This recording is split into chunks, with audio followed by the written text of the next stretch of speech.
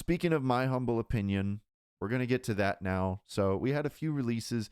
There's a lot of releases like during the month of December, but I'm not going to talk about them. They already happened, and most of them are Christmas songs anyway, or Christmas albums.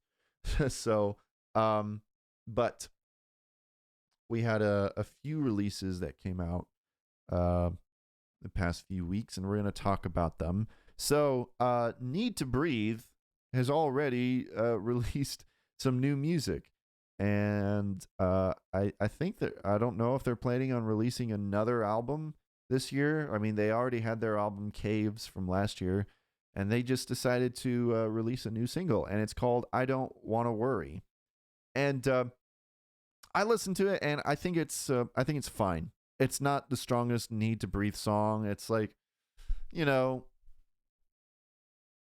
unless this is going to be telling of what the next album is going to be like, I hope that this isn't like the high of the album, because it's going to be an otherwise mediocre album.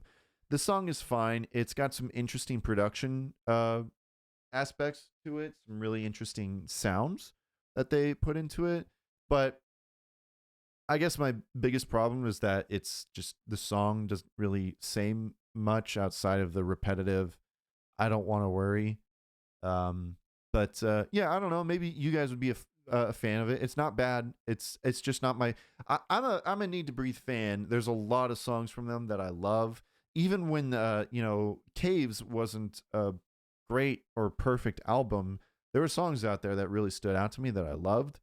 But yeah, this one is more of just kind of like a whatever song in my opinion. So. But I don't know, maybe you guys will like it. So maybe you can check it out. I Don't Want to Worry by Need to Breathe.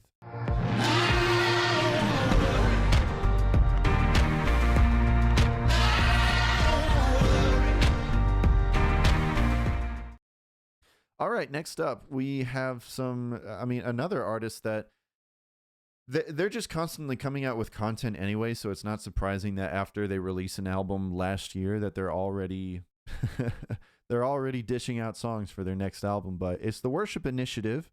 It's the Worship project started by Shane and Shane. They've got a hymns album coming out, and so they've released a couple of singles from that. This is like their fifth hymns album, but I don't mean to mock them. I am a Worship Initiative fan for the most part. Sometimes I feel like that they can be a little stale and a little repetitive, but they released their own renditions of Oh for a Thousand Tongues to Sing and Just As I Am. And Oh for a Thousand Tongues to Sing has Shane and Shane singing on it, and Just As I Am has Robbie C.A. And I think they're both really good. There are definitely some songs that I would put on my worship playlist, because that's something that I appreciate about Shane and Shane and Worship Initiative, is that they seem to care about orthodoxy for the most part. And I really like it when artists take hymns and like bring them back to life. They definitely like added their own like choruses to it, which like I guess that is like the Chris Tomlin route, and I'm not a fan of Chris Tomlin, but like if you can pull it off, then that's fine. And I think they do a pretty good job at it, and they sound great. I love the kind of like country influence, especially on the Just As I Am track. So I'm excited to for the release of the whole album. So I say definitely check these songs out. It's Oh for a Thousand Tongues to Sing and Just As I Am by the Worship Initiative.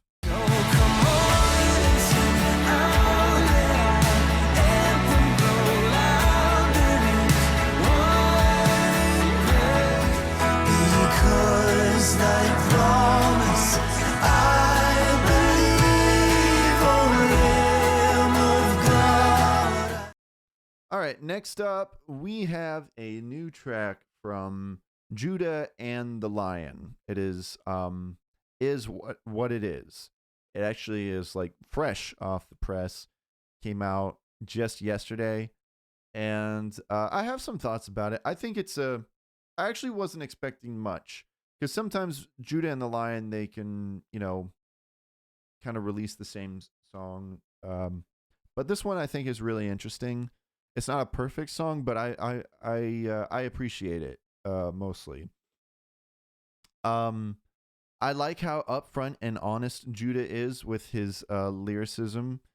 It's and I was kind of thinking, I wasn't expecting him to talk about God that much, but he does talk about God in this song, because Judah and the Lion is usually kind of like where, they remain mostly secular with their sound and they don't talk about God that much, but Judah kind of saves that for his solo stuff. But in this one, they talk about God, and I appreciate what this song is about. It's basically about, like, with all the bad things in the going on in our lives, we can wonder, like, what was the purpose? What could I have done different? Yada yada yada. The main message of this song is, like, it is what it is because that's how it was supposed to happen, and we just gotta do with it what we can. It's kind of like the Lord of the Rings quote. It's like, I wish none of this had ever happened. Like, so do all who live to see such times, but that is not for them to decide. All we can do is decide what to do with the time that is given to us. So sorry to nerd out there with the Lord of the Rings quote, but that's basically the message of the song, and I appreciate it. Couple of issues that I have with it, and one of them is that the song is explicit, and I did talk about this before on the show last year about Christians cussing in their music. You can go check that out and hear my opinion on it. It's basically, they say the S word, and it's like, as I say when I talked about it last time, I don't have the strongest feelings about it, but sometimes, especially with Judah and the Lion and Judah's music, sometimes it seems that they're just doing it kind of for the sake of being edgy. But I don't really get that from this song, because it's just kind of an offhand thing that they say at the end of the song. But it's also, at the same time, it's like, oh, was that really necessary? Like, you could have said something else, but whatever. If that bothers you, then probably don't check out this song. Don't play this song around your kids, even though it might be hard for them to really hear it. Like, if you blink, you kind of miss it in the song. The other problem is at the end of the song, when the final chorus kicks in, it feels a little anticlimactic. Like, I don't know, they probably could have done something with I guess the cymbals, if there were any cymbals at all, are kind of like mixed really quietly. And I feel like if there was more of that, then the final chorus would have felt a little bit more anticlimactic. It felt more climactic. When it comes back in, it's just kind of like, oh, okay, I guess we're here now. Wasn't much build up or just like, bang to it, but that's just my opinion. Overall, I think it's a pretty good song, and I'm definitely going to be jamming out to it. So yeah, and they've got a new album coming out in spring, I believe, and it's going to be the first album that they release since the departure of their third member. I don't remember his name, but so yeah, check it out if it sounds interesting. Is What It Is by Judah and the Lion. It is what it is, wasn't meant to happen any other way, 'cause it did. Doesn't really matter when you want it in the end, when it is what it is. Well, hello there. Thanks so much for watching this video. It means a lot. Not sure if you noticed, but this is actually a clip from a longer full-length episode that you can go check out right now on my main channel. I'm Clifford today, because this channel is just a clips and highlights channel, because if you're not a real YouTuber unless you have multiple channels. So anyways, go like and subscribe and all that stuff. I love you.